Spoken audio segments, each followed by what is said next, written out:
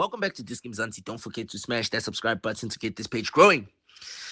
This is the story of a transfer that should have been simple, but wasn't.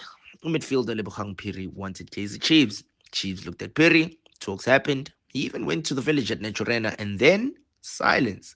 Here's how the deal built up, hit snares, and then collapsed. Born in Johannesburg in 1994, Peter came through Bidvest Vet Academy and broke through at Brøndby in Denmark as a teenage deep-lying playmaker. In 2017, he moved to EA Game Camp in France, later spending time at Seikura Rizespor and on loan at Paris FC before returning to Game Camp. Capable on the ball, press resistant, and known for his range of passing, he's also had some tough injury spells, most notably a knee surgery in 2020 that sidelined him for months before getting back onto the pitch. Fast forward to mid 2025, Phiri's contract situation at Game Camp ends and he's a free agent. He and his agent confirm talks with Kaizer Chiefs. He even visits Naturena, tells Radio 2000 it felt like Europe, and says he'd given Chiefs his word he'd reach out when he's ready to come home. The club, interested. The player, keen. The timing, preseason, perfect on paper. Local reports add that after those discussions, Chiefs went quiet.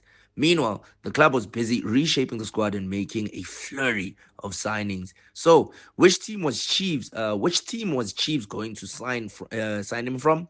None. He was expected to join in as a free agent after leaving Game Camp.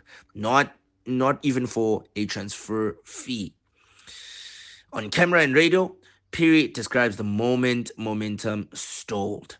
He's been to the village. Everyone seemed excited. He held out for Chiefs, and then the talks didn't come back together.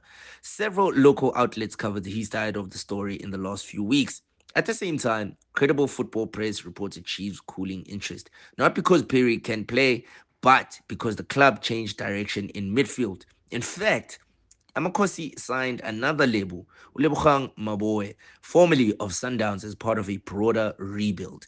That discussion, plus a stack of new signings, effectively closed the door on Phiri. Now, how did each side feel? Firstly, Upiri.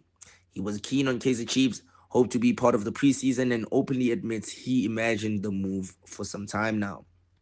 His tone in interviews is respectful but clear. Talks happened, he visited Naturena, and he was waiting for the green light that never came. On the other side, Chiefs' perspective, now this is me reading the tea leaves. There have been no formal statements spelling out why not, but the club's actions, a heavy recruitment drive and moving for Umaboy, signal squad building priorities and profile or fit choices that edged Phiri out.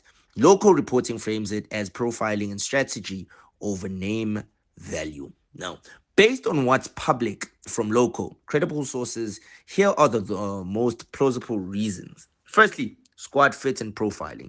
Chiefs technical team have been profiling signings more strictly. With Maboe arriving and multiple midfielders added, the club may have judged that Phiri's role overlapped with existing pieces. Result? Interest cooled. Number two, timing and preseason logistics. Phiri says he hoped to join the preseason group. Chiefs were busy finalizing a raft of deals. When windows get crowded, some targets simply don't get over the line in time. Once the club filled the spot with Maboy, the incentive to push Phiri's deal evaporated. Three, contract terms. On Radio 2000, Phiri implies the parties couldn't agree on a deal, which can mean anything from salary, bonuses, or contract length to role assurances. Nothing sensational, just negotiations that didn't meet in the middle.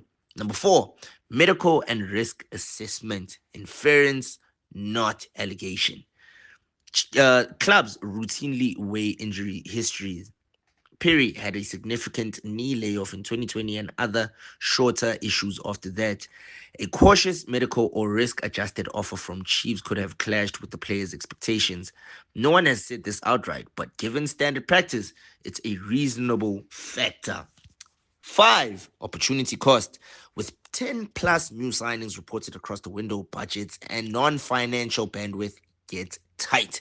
Allocating resources to other priorities, fullbacks, attackers, CAF commitments, often means one more midfielder becomes a luxury. However, there is history here. Back in the Brøndby days, Phiri says he actually turned down a lucrative Chiefs offer to keep chasing the European dream. That bit of context matters. The club liked him for years and respected them enough, and he respected them enough to keep the door open. In 2025, the roles flipped. He won Chiefs, they moved on. Football can be cruel. Piri, however, remains a quality experienced free agent option, someone who's captain midfields in Denmark and France and still has legs in the PSL. Chiefs have retooled, betting on their new midfield profile to deliver. On another day with different timing, this might have been a perfect marriage. In 2025, it just wasn't. If you've enjoyed this breakdown, drop a like and tell us what you think in the comment section. Should Chiefs have made room for Lebo Piri, or did they get the call right? Danko!